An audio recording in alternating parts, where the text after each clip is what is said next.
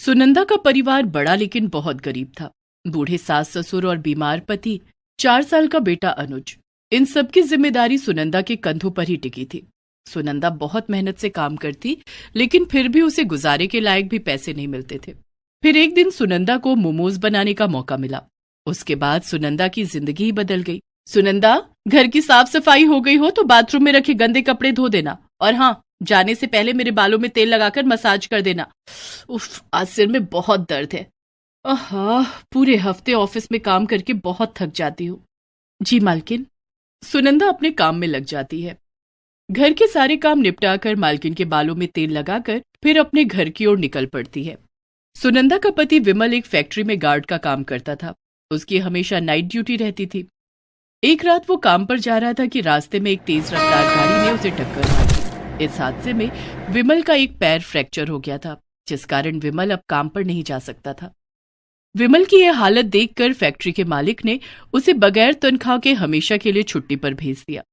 आप फिक्र मत कीजिए अनुज के बाबा, ऊपर वाला एक रास्ता बंद करता है तो दूसरा खोल देता है। पड़ोस की कमला बता रही थी कि वो जिस घर में खाना बनाती है वहां झाड़ू पोछा और कपड़े धोने के लिए काम वाली चाहिए। मैं वहां काम कर लूंगी, कम से कम हमारा गुजारा तो चल जाएगा। मुझे माफ कर दो सुनंदा, मेरी वजह से आज तुम्हें दूसरों के घरों में काम करना पड़ रहा है। ये आप क्या कह रहे हैं? जिंदगी में उतार चढ़ाव तो आते ही रहते हैं। वक्त ही तो है, गुजर जाएगा। मेरा दिल कहता है कि हमारे अच्छे दिन जल्दी आएंगे। सुनंदा बहुत जीवट थी। वो हर हाल में खुश रहना और मुसीबतों से लड़ना जानती थी। सुनंदा के सास ससुर भी उससे बहुत खुश रहते थे। सुनंदा बहू, कल से काम पर जाए करेगी तो घर के काम मैं संभाल लूंगी। तू घर की बिल्कुल भी फिक्र मत करना। हाँ सुनंदा बहू, तू खूब मेहनत से काम करना। जी माँ जी, आपके और बाबूजी के आशीर्वाद से मैं बहुत जल्दी दूसरे घरों में भी काम पकड़ लूंगी। दूसरे दिन सुनंदा कमला के साथ काम पर गई। क्या नाम है तुम्हारा? सुनंदा। देखो सुनंदा, घर की साफ सफाई, झाड़ू पोछा, बर्तन, कपड़े, ये सब करने होंगे। इसके लिए मैं तुम्हें 4,000 रुपए दूंगी। जी मालकिन, मैं कर लूंगी। तो ठीक है, कल से काम पर आ जाना। दूसरे दिन से सुनंदा अमिता के घर पर काम करने लगी। अमिता बदले में उसे 4,000 रुपए देती। इतने कम पैसों में सुनंदा और उसके परिवार का गुजारा बस इतना ही हो रहा था कि उन्हें 2 वक्त की रोटी मिल जाती थी।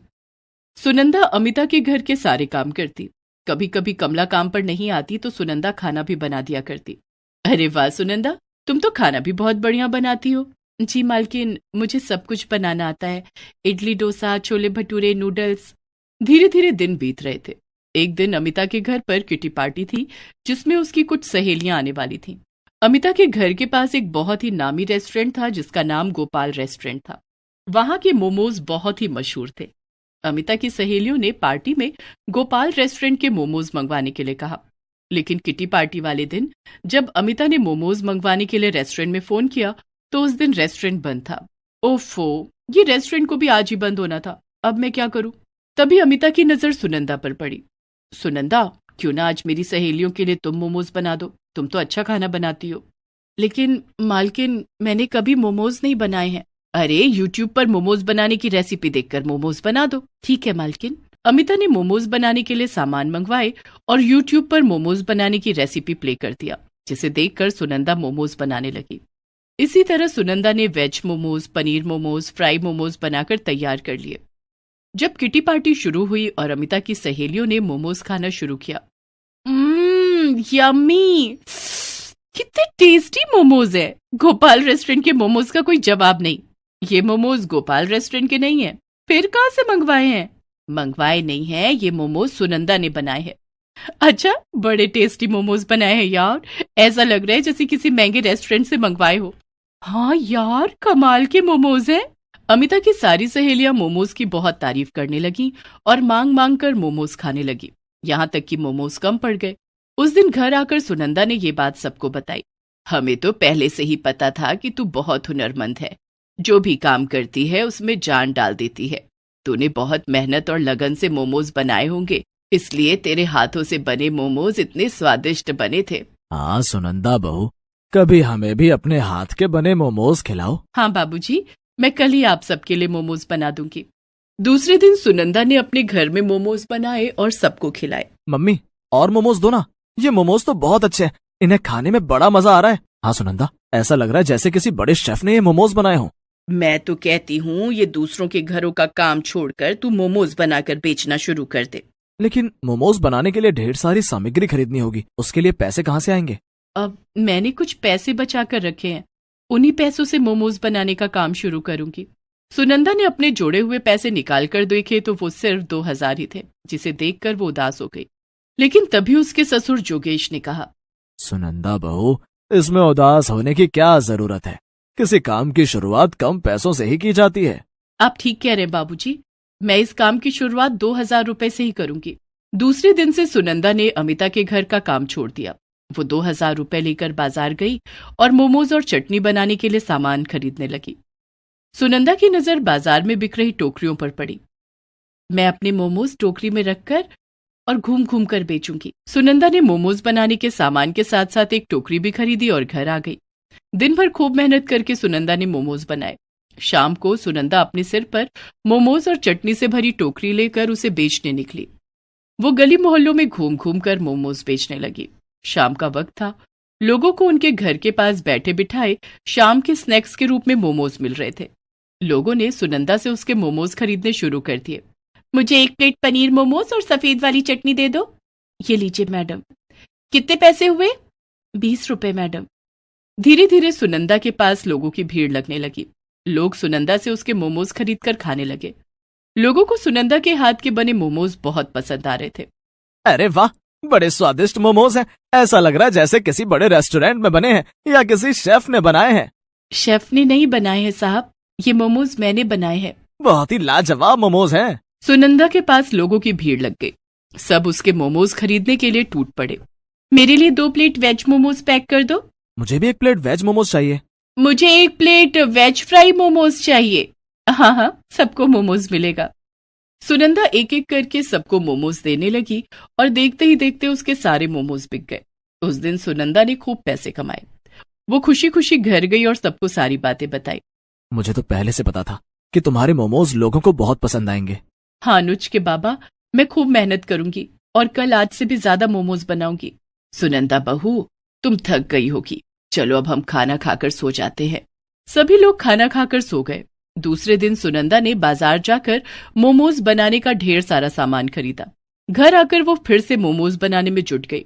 आज सुनंदा ने पहले से भी ज्यादा मोमोज बनाए। शाम को जब सुनंदा मोमोज लेकर बेचने निकली तो गली मोहल्ले के लोग उसका इंतजार कर रहे थे। सुनंदा के आते ही लोग उसके मोमोज खरीदने लगे। मुझे वेज मोमोज चाहिए, मुझे फ्राई मोमोज चाहिए, मुझे पनीर मोमोज चाहिए, मुझे फ्राई मोमोज चाहिए, मुझे पनीर मोमोज चाहिए। सुनंदा ने सबको उनकी मनपसंद मोमोज और चटनी दी। देखते ही देखते उसके सारे मोमोज बिक गए। आज भी सुनंदा की खूब कमाई हुई। तभी सुनंदा के पास सूट बूट में एक आदमी आया और सुनंदा से बोला, क्या तुम ही सुनंदा हो? जी मालिक, मैं ही सुनंदा हूँ, कहिए क्या बात है। मेरा नाम विराट है, मैं गोपाल रेस्टोरेंट का मैनेजर हूँ। तुम्हारे मोमोज की बहुत तारीफ सुनी है, क्या आपने मोमोज मुझे टेस्ट कराओगी? हाँ हाँ मालिक, क्यों नहीं, ये लीजिए। सुनंदा ने विराज को 1 प्लेट पनीर मोमोज खाने के लिए दिए। वाकई ऐसे मोमोज तो मेरे रेस्टोरेंट में भी नहीं बनते। क्या तुम मेरे रेस्टोरेंट के लिए मोमोज बनाओगी? इस काम के लिए मैं तुम्हें महीने के 30,000 रुपए दूंगा। हाँ मालिक, मुझे मंजूर है। ये लो 15,000 रुपए एडवांस, और कल से मेरे रेस्टोरेंट के लिए मोमोज बनाने शुरू कर देना। मैं अपने आदमी भेजकर तुम्हारे घर से मोमोज मंगवा लूंगा। सुनंदा पैसे लेकर घर गई और सबको बताया कि कैसे उसे गोपाल रेस्टोरेंट के लिए मोमोज बनाने का काम मिला है। महीने के 30,000 रुपए। देखा सुनंदा बहू, मोमोज बनाते ही तेरी लॉटरी लग गई। पिताजी, ये सब सुनंदा की मेहनत का कमाल है। हाँ बहू, ये सब तेरी मेहनत के कारण हुआ है। अब कल से और भी ज्यादा मोमोज बनाने होंगे। चिंता की कोई बात नहीं सुनंदा, कुछ ही दिनों की बात है, तब तक मेरा पैर भी पूरी तरह ठीक हो जाएगा। उसके बाद मैं भी मोमोज बनाने में तुम्हारी मदद करूंगा। दूसरे दिन से सुनंदा गोपाल रेस्टोरेंट के लिए मोमोज बनाने लगी। रेस्टोरेंट के कारीगर सुनंदा के घर आकर मोमोज ले जाते और उसे रेस्टोरेंट में बेचते थे। इस काम में घर के सभी लोग सुनंदा की मदद करने लगे। कुछ दिनों के बाद विमल का पैर भी ठीक हो गया और वो भी मोमोज बनाने में सुनंदा की मदद करने लगा। धीरे धीरे करके सुनंदा ने काफी पैसे जोड़ लिए। एक दिन, अनुज के बाबा, मैं सोच रही थी क्यों ना मोमोज की अपनी दुकान खोल लूं। मैं मोमोज बनाऊंगी और आप मोमोज बेचना। ये तो तुमने बहुत अच्छी बात सोची है सुनंदा, हम मोमोज की अपनी एक दुकान खोल लेंगे। जल्दी ही सुनंदा ने मोमोज की अपनी एक दुकान खोल ली, जहां कई वैरायटी के मोमोज मिलने लगे। धीरे धीरे सुनंदा के मोमोज पूरे शहर में मशहूर हो गए। लोग सुनंदा की दुकान पर उसके बनाए हुए मोमोज खाने के लिए आने लगे। सुनंदा की कमाई पहले से भी ज्यादा बढ़ गई। अब उसकी और उसके परिवार की गरीबी भी दूर हो गई थी।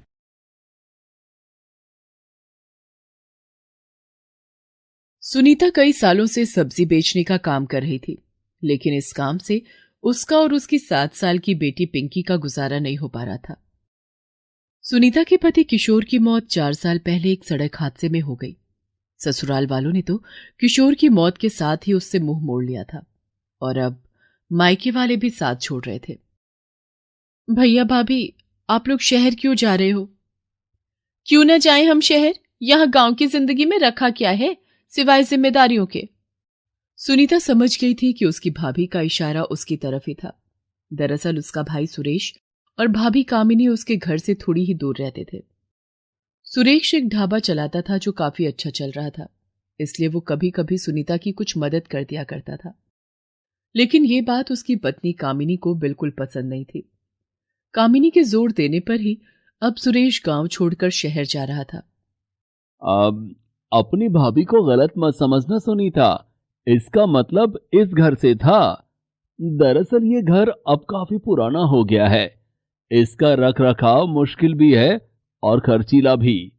और फिर बच्चों के भविष्य के बारे में भी तो सोचना है ना। शहर में रहेंगे तो बच्चे भी अच्छे स्कूल में पढ़ सकेंगे। लेकिन तू फिक्र मत करना, मैं गांव छोड़कर जा रहा हूं, तुझे और पिंकी को नहीं। मैं तुम लोगों से मिलने आता रहूंगा।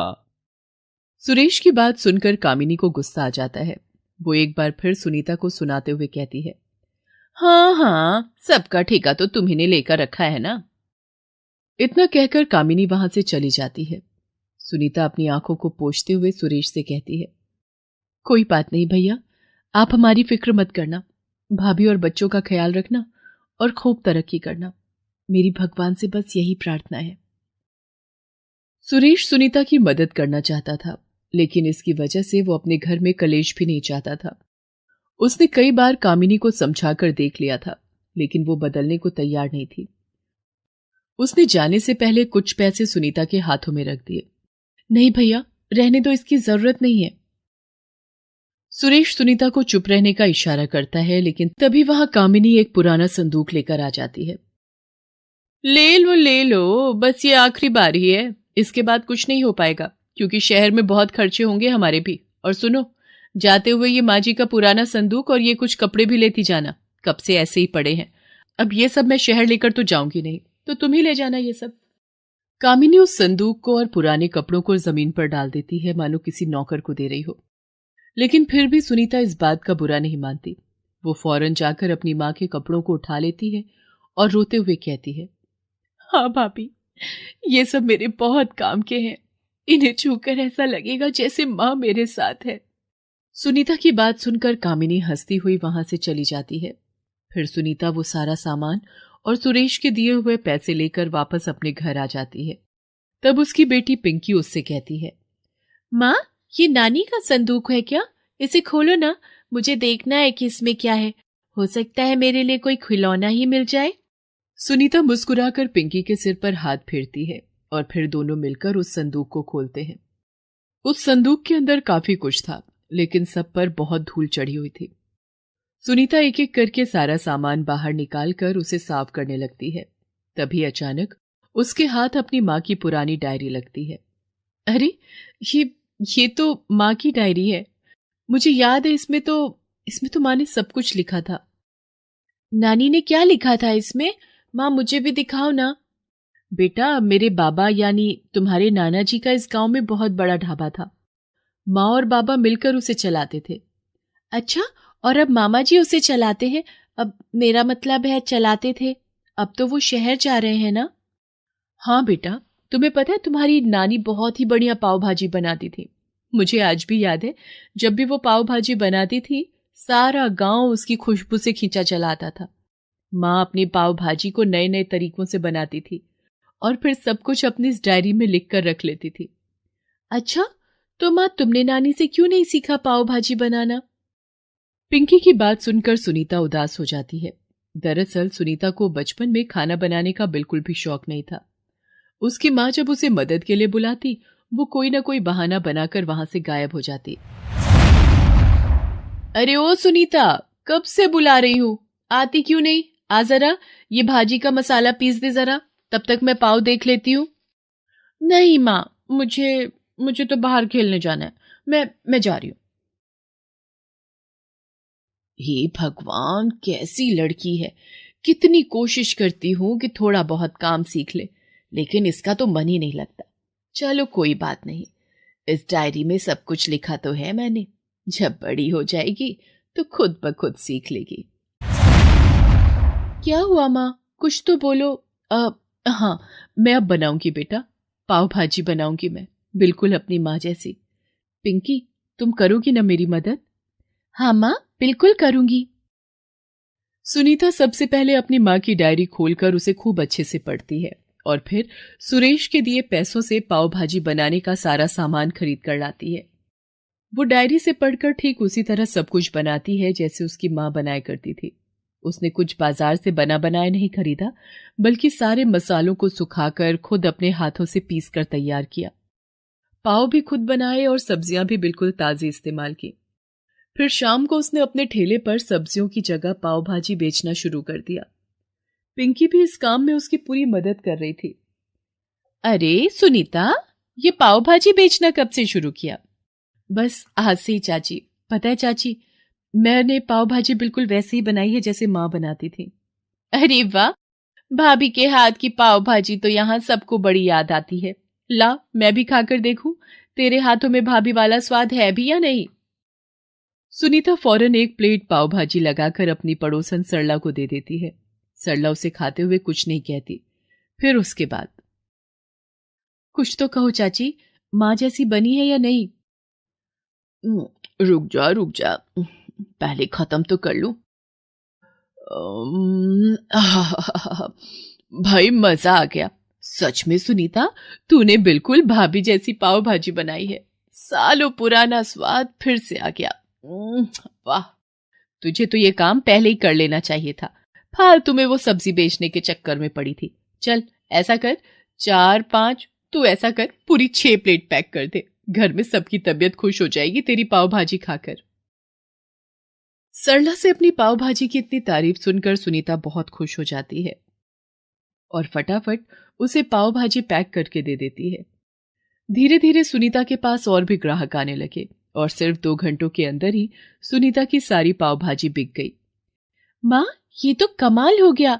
जब हम सब्जी बेचते थे तो हफ्ते भर में भी ठेला खाली नहीं होता था, और अब देखो 2 घंटों में ही सब कुछ खत्म हो गया। हाँ पिंकी, ये सब मेरी माँ का कमाल है। चलो अंदर चलते हैं और कल के लिए तैयारियां करते हैं। सुनीता और पिंकी मिलकर पाव भाजी बनाने लगे और धीरे धीरे सारा गांव उनका ग्राहक बन गया। शाम होते ही उसके ठेले पर भीड़ लगनी शुरू हो जाती है और कुछ ही घंटों में सब कुछ बिक जाता था। ऐसे ही कुछ साल बीत गए। अब सुनीता को किसी बात की चिंता नहीं थी। सुनीता के ठेले की जगह अब गांव में एक बड़ी पाव भाजी की दुकान थी, जैसे कभी उसके माता पिता की हुआ करती थी। इतना सब होने के बाद भी सुनीता ने मेहनत करना नहीं छोड़ा, बल्कि अब वो वक्त के साथ अपनी पाव भाजी में कई बदलाव भी करने लगी थी, जिन्हें भी लोग खूब पसंद कर रहे थे। अरे वाह आंटी, आपकी भाजी में तो बिल्कुल पिज्जा जैसा स्वाद आ रहा है। ऐसा कैसे किया आपने? मैंने अपनी भाजी में चीज भी डाला है। पिछली बार तुमने कहा था ना कि तुम्हें और तुम्हारे दोस्तों को पिज्जा बहुत पसंद है, बस इसीलिए। अरे वाह आंटी, मैं अभी जाके अपने सारे दोस्तों को बुला कर लाता हूँ। वो सब भी आपकी पाव भाजी खाकर बहुत खुश हो जाएंगे। इसी तरह सुनीता दिन दूनी रात चौगुनी तरक्की करने लगी। यहां तक कि अब तो उसका इतना नाम हो गया था कि उसे शहर की पार्टियों के लिए भी ऑर्डर मिलने लगे थे। हाँ, ये ठीक है।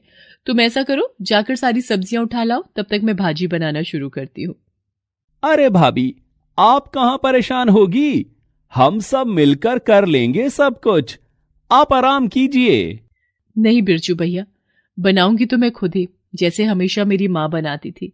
आप मेरी मदद कर रहे हैं, यही काफी है। सुनीता शहर में हो रही एक बड़ी पार्टी के लिए पाव भाजी बना रही थी। उस पार्टी में सुरेश और कामिनी भी आए हुए थे। सुरेश ने जैसे ही सुनीता के हाथों की बनी पाव भाजी चखी तो वो उस स्वाद को तुरंत पहचान गया। राकेश, ये पाव भाजी किसने बनाई है? मुझे अभी मिलना है उससे। अरे बड़ी मशहूर कैटरर है, पास के ही गांव में रहती है, लेकिन फिर भी उसके ऑर्डर की बुकिंग बड़ी मुश्किल से मिलती है। अच्छा, फिर तो बंटी के बर्थडे के लिए अभी से इस कैटरर को बुक कर लेते हैं। जल्दी चलिए जी। सुरेश का दोस्त उसे और कामिनी को लेकर सुनीता के पास जाता है। वहां सुनीता को पाव भाजी बनाते देखकर सुरेश और कामिनी दोनों चौंक जाते हैं। सुनीता, मेरी बहन, तभी मैं सोचूं कि माँ के हाथों का स्वाद यहाँ किसके हाथों में आ गया। मुझे माफ कर दे मेरी बहन, मैं तुझे वहां गांव में बेसहारा छोड़कर आ गया। सच में बहुत बड़ी गलती हो गई मुझसे। माँ मुझे कभी माफ नहीं करेंगी। नहीं भैया, अगर मैं अकेली नहीं पढ़ती तो माँ का साथ मुझे कैसे मिलता। ये देखिए, ये माँ की डायरी है, मुझे माँ के संदूक से मिली, इसी के सहारे मैंने ये काम शुरू किया। सुरेश के साथ साथ कामिनी भी शर्मिंदा थी। दूसरी तरफ सुनीता आत्मविश्वास से भरी हुई थी, क्योंकि अब वो गांव की बेसहारा गरीब सुनीता नहीं थी, बल्कि मशहूर केटर्स की मालकिन सुनीता मैडम बन गई थी। Please subscribe this channel. Please subscribe this channel.